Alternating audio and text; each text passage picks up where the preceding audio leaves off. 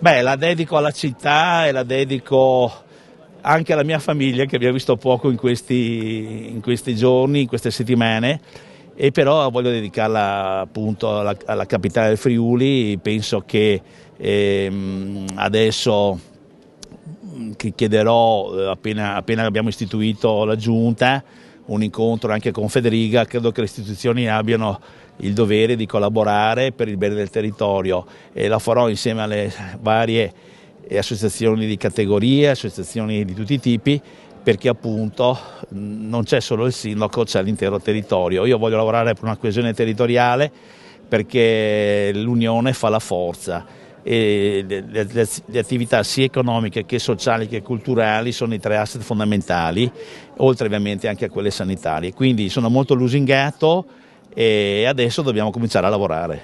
È stato un risultato, come avete visto, alla fine di misura, però abbastanza chiaro.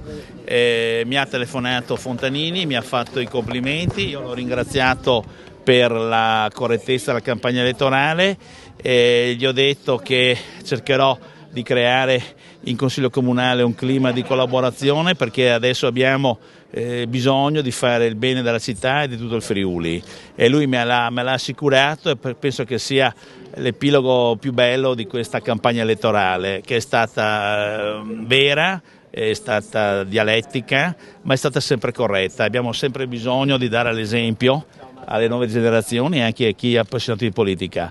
Abbiamo una grande opportunità di ripartire con dei progetti di sviluppo della città, abbiamo bisogno dell'intelligenza e della competenza di tutti, e come ho detto anche in campagna elettorale, più che un conduttore alla meta vorrei essere un costruttore di contesti, un contesto dove tutti possono partecipare e portare i loro contributi. L'intelligenza è distribuita e noi dobbiamo coglierla in tutte le persone di buona volontà.